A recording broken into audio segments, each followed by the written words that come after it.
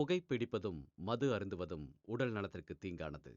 Hi, welcome to our channel. இன்றைய video பதிவில் நாகப்பட்டினத்தில் நடந்த ஒரு அதிபயங்கர நிகழ்வை தாங்க முழுவதுமாக பார்க்க போகிறோம். இது வரைக்கும் நீங்கள் நம்மளுடைய சேனலை சப்ஸ்கிரைப் பண்ணாமல் வீடியோ பார்த்துக்கிட்டு இருக்கீங்க அப்படின்னா சப்ஸ்கிரைப் பண்ணிக்கோங்க. கூடவே வரக்கூடிய பெல் ஐக்கானில் ஆல் அப்படின்னு கொடுத்துருங்க. அப்படின்னா தான் நான் போடக்கூடிய வீடியோக்கள் அனைத்துமே உங்களுக்கு நோட்டிஃபிகேஷனாக வரும். இதுபோல் உங்களுடைய வாழ்க்கையிலும் ஏதாவது அமானுஷ்யமான சம்பவங்கள் நடந்திருக்குது அப்படின்னா டிஸ்பிளேல மேலே தெரியக்கூடிய என்னுடைய வாட்ஸ்அப் நம்பருக்கு ஒரு வாய்ஸ் மெசேஜ் சென்ட் பண்ணுங்க. நம்மளுடைய சேனலில் நானே போஸ்ட் பண்ணுறேன். இப்போ வீடியோக்குள்ளே போகலாம்.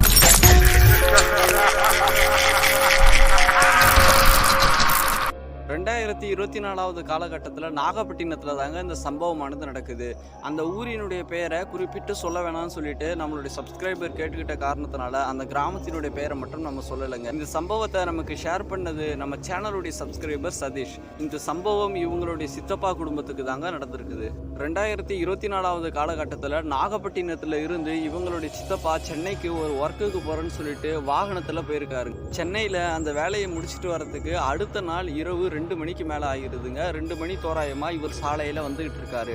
ஒரு குறிப்பிட்ட இடத்துல வந்துகிட்டு இருக்கும் பொழுது சாலையில் இவருக்கு பின்புறமாக வந்துகிட்டு இருக்கக்கூடிய ஒரு லாரி இவர் மேலே மோதி ஒரு விபத்து ஏற்பட்டுருதுங்க. அந்த விபத்தில் சதீஷனுடைய சித்தப்பா அதே இடத்துல ஸ்பாட் அவுட் ஆகிடுறாருங்க. அதன் பிறகு போலீஸ் எல்லாமே வந்து அந்த பணத்தை ஐடென்டிஃபை பண்ணி சதீஷனுடைய குடும்பத்துக்கு தகவல் சொல்கிறாங்க. இங்கே இருந்து சதீஷனுடைய குடும்பத்தார்கள் எல்லாருமே கிளம்பி போயிட்டு போஸ்ட்மார்ட்டம்லாம் பண்ணி முடிச்சதுக்கு பிறகு வீட்டுக்கு எடுத்துகிட்டு வராங்க. பாடி எடுத்துக்கிட்டு வீட்டுக்கு வரும்பொழுது சதீஷ் வந்து கிராமத்தில் இருக்கக்கூடிய சில நபர்களுக்கு ஃபோன் பண்ணி சொல்கிறாருங்க, இந்த மாதிரி பாடி வந்துகிட்டு இருக்கு அப்படின்னு சொல்லிட்டு. அப்போது அந்த கிராமத்தில் இருக்கக்கூடிய சில பெரியவர்கள் என்ன சொல்லியிருக்காங்க அப்படின்னா, பணத்தை வந்து வீட்டுக்கு எடுத்துகிட்டு வராதிங்க, டைரெக்டாக எடுத்துகிட்டு போயிட்டு சுடுகாட்டில் வச்சு செய்யக்கூடிய விஷயங்களை செய்து அங்கேயே எரிச்சிடலாம் அப்படின்னு சொல்லியிருக்காருங்க. அந்த காலத்துலலாம் பொதுவாக அந்த மாதிரி போஸ்ட்மார்ட்டம் பண்ணி வரக்கூடிய பாடிகளை வீட்டுக்கு எடுத்துகிட்டு வர மாட்டாங்க. ஏன் அப்படின்னா துர்சக்திகள் நம்மளுடைய வீட்டுக்கு வந்துடும் அப்படின்னு சொல்லிட்டு டைரெக்டாக எடுத்துகிட்டு போயிட்டு சுடலையில் வச்சு எரிச்சிருவாங்க. கிராமத்து மக்கள் சொன்னதையும் கேட்காம சதீஷனுடைய குடும்பத்தார்கள் அந்த பிணத்தை வீட்டுக்கு எடுத்துகிட்டு போய் வச்சிடறாங்க. கிட்டத்தட்ட வீட்டிலேயே ஒரு நாள் இருக்குது. ஏன்னா சொந்தக்காரங்க எல்லாமே நிறைய பேர் வெளியூரில் இருந்திருக்காங்க. அவங்க எல்லாமே வரத்துக்கு கிட்டத்தட்ட ஒரு நாள் வந்து அந்த டெட் பாடி வீட்டிலேயே இருந்திருக்குதுங்க. அடுத்த நாள் தான் எடுத்துகிட்டு போயிட்டு தகனம் பண்ணியிருக்காங்க. அப்படி பிணத்தை எரிவிட்டுட்டு வந்த 2 நாட்கள் எந்த ஒரு பிரச்சனையுமே இல்லாமல் நிம்மதியாக இருந்திருக்காங்க சதீஷனுடைய குடும்பத்தார்கள். இதன் பிறகுதாங்க சதீஷனுடைய குடும்பத்தார்களுக்கு அமானுஷ்யத்தினுடைய ஆட்டம் ஆரம்பிக்குது. அன்றைய இரவு எல்லாருமே சாப்பிட்டதுக்கு பிறகு அவங்களுடைய அறையில் போயிட்டு படுத்து தூங்க ஆரம்பிக்கிறாங்க. ஆனால் இந்த சதீஷுக்கு மட்டும் வீட்டுக்குள்ளே புழுக்கமாக இருக்குன்னு சொல்லிட்டு கைத்துக்கட்டில் போட்டு வெளியில் தூங்கலான்னு சொல்லி முடிவு பண்ணிட்டு கைத்துக்கட்டில் போட்டு வெளியில் தூங்குறாங்க. சதீஷோட சித்தப்பா உயிரோடு இருக்கும் பொழுது சதீஷை வந்து டே மகனே அப்படின்னு தான் சொல்லி கூப்பிடுவாராங்க. அதே மாதிரி அன்றைய இரவு நடுநிசி நேரத்தில் சதீஷ் வந்து வெளியே படுத்து தூங்கிட்டு இருக்கும் பொழுது அவருக்கு ஒரு குரல் கேட்குதுங்க. அந்த குரல் வேற யாருடையதும் இல்லை, சதீஷனுடைய சித்தப்பாவுடைய குரல் தாங்க. நல்லா தூங்கிக்கிட்டு இருக்கும் பொழுது டேய் மகனே எழுந்துடுறா, எனக்கு ரொம்ப வலிக்குதுரா அப்பனுக்கு அப்படின்னு சொல்லியிருக்காருங்க. சதீஷ்க்கு வந்து அவருடைய சித்தப்பா இறந்து போன ஞாபகமே இல்லாமல் பசாமல் படு சித்தப்பா அப்படின்னு சொல்லிட்டு தூங்கி ஆரம்பிச்சிருக்காரு. அதன் பிறகு தாங்க சதீஷுக்கு திடீர்னு ஞாபகம் வருது, நம்மளுடைய சித்தப்பா இறந்து போயிட்டார்ல அப்படின்னு சொல்லிட்டு.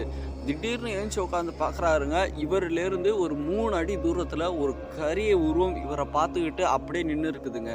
அந்த உருவத்தை பார்த்த உடனே சதீஷ் அலறி கத்திடுறாருங்க. கத்தின உடனே வீட்டுக்குள்ளே இருக்கக்கூடிய எல்லாருமே ஓடி வந்து என்னடா ஆச்சு அப்படின்னு சொல்லி கேட்குறாருங்க.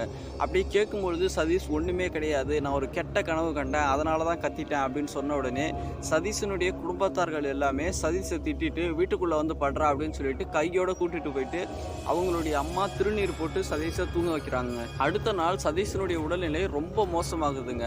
அவங்களுடைய குடும்பத்தார்கள் எல்லாமே புரிஞ்சுக்கிட்டாங்க, இவன் நைட்டு ஏதோ ஒரு கனவு கண்டு கத்தனா, அதன் பிறகுதான் இவனுடைய உடல்நிலை இப்படி ஆயிடுச்சு அப்படின்னு சொல்லிட்டு அருகாமையில் இருக்கக்கூடிய ஒரு பாய் கிட்ட கூட்டிட்டு போயிட்டு முடி கயிறு போடுறாங்க. மந்திரிச்சு கயிறு கட்டின உடனே ஒரு 2-3 நாட்கள் எந்த ஒரு பிரச்சனையுமே இல்லைங்க. திரும்பவும் அமானுஷ்யத்தினுடைய ஆட்டம் ஆரம்பிக்குது. ஒரு நாள் இரவு சதீஷனுடைய அம்மா பெட்ரூம்லேருந்து எழுந்துச்சு தண்ணி எடுப்பதற்காக வெளியில வராங்க. அப்படி தண்ணி எடுப்பதற்காக சதீஷனுடைய அம்மா வரும் பொழுது ஒரு விஷயத்த கவனிக்கிறாங்க. தன்னுடைய வீட்டை சுற்றி யாரோ நடப்பது போலவும் அழுதுகிட்டே யாரோ பேசிக்கிட்டு போறது மாதிரியும் ஒரு சத்தம் கேட்டு இருக்குங்க. இந்த சத்தம் கேட்ட உடனே அந்த சத்தத்தை கூர்ந்து கவனிக்கிறாங்க. அப்போதான் சதீஷனுடைய அம்மாவுக்கு பெரிய ஒரு அதிர்ச்சியை ஏற்படுது. ஏன் அப்படின்னா இறந்து போன சதீஷனுடைய சித்தப்பாவுடைய குரல் தாங்க அது. எனக்கு வலிக்குது வலிக்குது அப்படின்னு சொல்லிட்டு ஒரு மாதிரி பேசிக்கிட்டே அந்த வீட்டை சுற்றி சுற்றி போயிருக்காங்க.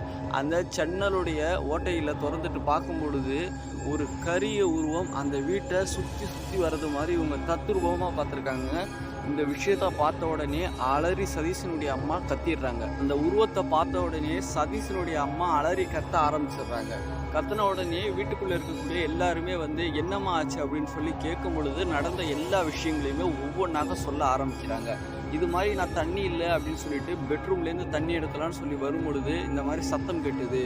யாருடைய சத்தம்னு சொல்லிட்டு நான் ஜன்னலை திறந்து பார்க்கும் பொழுது தான் நம்மளுடைய சதீஷனுடைய சித்தப்பா அந்த வீட்டை சுற்றி சுற்றி வரதை நல்லா நான் தத்ரூபமாக பார்த்தேன். அது அவருடைய உருவம் தான், அவருடைய குரல் தான் அப்படின்னு சொல்லி சொல்லும் பொழுது சதீஷும் வேறு வழி இல்லாமல் எல்லா விஷயங்களையுமே சொல்ல ஆரம்பிக்கிறாரு. நான் அன்றைய இரவு அலறி கத்தும் பொழுது எனக்கும் இதே விஷயம்தான் நடந்தது. நான் நம்மளுடைய சித்தப்பாவுடைய உருவத்தை தத்ரூபமாக பார்த்தேன். என்கிட்ட வந்து நம்மளுடைய சித்தப்பா பேசினாரு. எனக்கு ரொம்ப வலிக்குதுரா மகனே அப்படின்னு சொல்லி சொன்னதை நான் கேட்டேன். அந்த உருவத்தை பார்த்ததுனால தான் நான் அலறி கத்த ஆரம்பித்தேன் அப்படின்னு சொல்லிட்டு எல்லா விஷயத்தையுமே சதீஷும் சொல்லிடுறாரு. அடுத்த நாள் இதற்கு என்ன பண்ணலான்னு சொல்லி நம்ம பேசலான்னு சொல்லிட்டு எல்லாருமே திரும்பவும் போய் படுத்து தூங்க ஆரம்பிச்சிடுறாங்க. சதீஷனுடைய அம்மா எப்பொழுதுமே ஒரு விநாயகர் கோயிலுக்கு போவாங்க. அந்த கோவிலுக்கு போகும் பொழுது நடந்த எல்லா விஷயங்களையுமே அந்த இருக்கக்கூடிய பூசாரி கிட்ட சொல்லியிருக்காரு. அந்த கோவில் பூசாரியும் திருநீரும் மந்திரிச்சு கொடுத்துருக்காரு. அந்த திருநீரை பூசிக்கிட்டு தூங்குங்க, எந்த ஒரு பிரச்சனையும் வராது, எந்த ஒரு குரலும் கேட்காதுன்னு சொல்லி அனுப்பி வச்சிருக்காங்க. அதே போல அன்றைய இரவு எல்லாருமே அந்த திருநீரை பூசிக்கிட்டு தூங்க ஆரம்பிக்கிறாங்கங்க. யாருமே ஒழுங்கா தூங்கவே இல்லை. நைட்டு அந்த ஆத்மா வருதான்னு சொல்லிட்டு செக் பண்ணுறதுக்காகவே முழிச்சிருக்காங்க. ஆனால் அந்த திருநீரையும் தாண்டி அந்த ஆத்மா அந்த வீட்டுக்கு வந்து அதே போல் வீட்டை சுற்றி சுற்றி வருது. வீட்டுக்குள்ளே அந்த ஆத்மாவால் வர முடியலை. அடுத்த நாள் காலையிலேயே இந்த விஷயத்தை சதீஷனுடைய அம்மா அந்த விநாயகர் கோயில் பூசாரி கிட்ட சொல்லியிருக்காங்க. அப்போது அந்த பூசாரி என்ன சொல்லியிருக்காரு அப்படின்னா, இந்த ஆத்மா நமக்கெல்லாம் கட்டுப்படாது போல, நீங்கள் நல்ல ஒரு மாந்திரிகராக பார்த்து முயற்சி பண்ணுங்க அப்படின்னு சொல்லி அனுப்பி வச்சுருக்காங்க. அக்கம் பக்கத்துலலாம் விசாரிச்சுட்டு ஒரு நல்ல மாந்திரிகரை வீட்டுக்கு கூட்டிட்டு வந்து சில பூஜைகளை பண்ண ஆரம்பிக்கிறாருங்க. அந்த மாந்திரிகர் சில பூஜையை பண்ண ஆரம்பிச்சுட்டு சில விஷயங்களை சொல்கிறாரு. அந்த நபருடைய ஆத்மா ரொம்ப உக்கிரமாக இருக்குது. அடைப்பு நட்சத்திரத்தில் இறந்து போயிருக்காரு. அதனால தான் இவ்வளோ உக்கிரமாக இருக்காரு.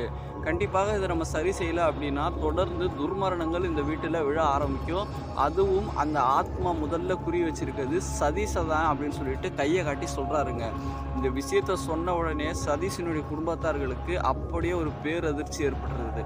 சதீஷனுடைய சித்தப்பாவுக்கு சதீஷ்னா அவ்வளோ பிடிக்குமாங்க. ரொம்ப உயிராக இருக்காரு. சதீஷ் சின்னதாக ஒரு பொருள் ஆசைப்பட்டு கேட்டாலுமே அடுத்த நிமிஷமே அந்த பொருளை வாங்கி கொடுக்குற அளவுக்கு ரொம்ப பாசமாக இருந்திருக்காருங்க. இதனால தான் முதல்ல தான் கூட தன்னுடைய மக ஸ்தானத்தில் வச்சு பார்த்த சதீஷை கூட்டு போயிடணும்னு ஆசைப்பட்டிருக்காருங்க. இந்த விஷயங்கள் எல்லாம் அந்த மாந்திரிகர் சொன்ன உடனே இதற்கு என்னதான் தீர்வு அப்படின்னு சொல்லி சதீஷனுடைய குடும்பத்தார்கள் எல்லாருமே கேட்டிருக்காங்க. இதற்கு ஒரே தீர்வு, அந்த ஆத்மா ரொம்ப உக்கிரமாக இருக்குது, அந்த பிரேதாத்மாவை நம்ம மறிச்சு கட்டுறது தான் இதற்கு ஒரே தீர்வு அப்படின்னு சொன்ன உடனே சரி அப்படின்னு சொல்லிட்டு அந்த குடும்பத்தார்களும் ஒத்துருக்காங்க. பச்சரிசி மாவுல ஒரு பொம்மை செஞ்சு அந்த பொம்மைக்கு சதீஷ் பயன்படுத்தக்கூடிய அந்த துணிகள் 1-2 இருந்திருக்குதுங்க.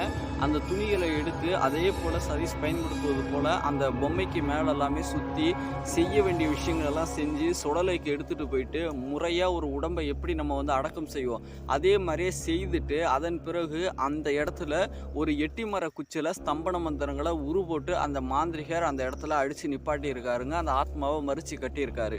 இந்த ஆத்மாவை மறிச்சு கட்டும் பொழுது அந்த சுடலையில் நிறையவுக்கு அமானுஷ்யமான சத்தங்கள் கேட்டதாகவும் அந்த ஆத்மாவுக்கு முளகுச்சி அடிக்கும் பொழுது அவங்களுடைய சித்தப்பாவினுடைய குரல் எனக்கு நல்ல தெளிவாக கேட்டு என்னுடைய சித்தப்பாவோட குரல் அப்படின்னு சொல்லி சதீஷ் நம்மக்கிட்ட சொல்லியிருக்காரு.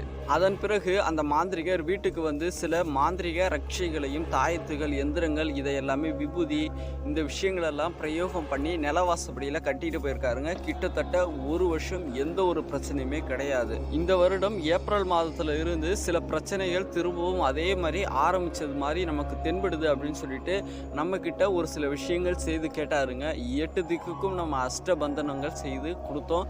இந்த பந்தனங்கள் எதற்காக அப்படின்னா எந்த ஒரு பில்லி சூனியம் பேய் பிசாசு எப்பேற்பட்ட துர் ஆத்மாவாலையும் அந்த வீட்டுக்குள்ளேயும் போக முடியாதுங்க. அந்த வீட்டில் இருக்கக்கூடிய நபர்களுக்கும் பிரச்சனை வராது. அந்த அஷ்டபந்தன கட்டுகளை நம்ம பிரயோகம் பண்ணி கொடுத்ததுக்கு அப்புறம் எந்த ஒரு பிரச்சனையும் இல்லை அப்படின்னு சொல்லிட்டு சதீஷ் சொல்லியிருந்தாருங்க. இந்த சம்பவத்தை வார்த்தை வேணும்னா உங்களுடைய சேனலில் போஸ்ட் பண்ணிக்கோங்க ப்ரோ அப்படின்னு சொல்லி சதீஷ் சொன்னாருங்க. அதனால தான் நம்ம வந்து இந்த ஸ்டோரியை நம்மளுடைய சேனலில் போஸ்ட் பண்ணியிருக்கோம். இந்த வீடியோவை பற்றின கருத்துக்களை மறக்காமல் நம்மளுடைய கமெண்ட் பாக்ஸில் கமெண்ட் பண்ணிட்டு போயிடுங்க. இதுபோல் உங்களுடைய வாழ்க்கையில் நடந்த உண்மை சம்பவங்களை நம்மளுடைய சேனலில் போஸ்ட் பண்ணணும்னு சொல்லிட்டு நீங்கள் விரும்புனீங்க அப்படின்னா மேலே தெரியக்கூடிய என்னுடைய வாட்ஸ்அப் நம்பருக்கு ஒரு வாய்ஸ் மெசேஜ் சென்ட் பண்ணிடுங்க. நம்மளுடைய சேனலில் நானே போஸ்ட் பண்ணிடுறேன். மறக்காமல் நம்மளுடைய சேனலை சப்ஸ்கிரைப் பண்ணி லைக் பண்ணி ஷேர் பண்ணி சப்போர்ட் பண்ணுங்கள். அனைவருக்கும் நன்றி.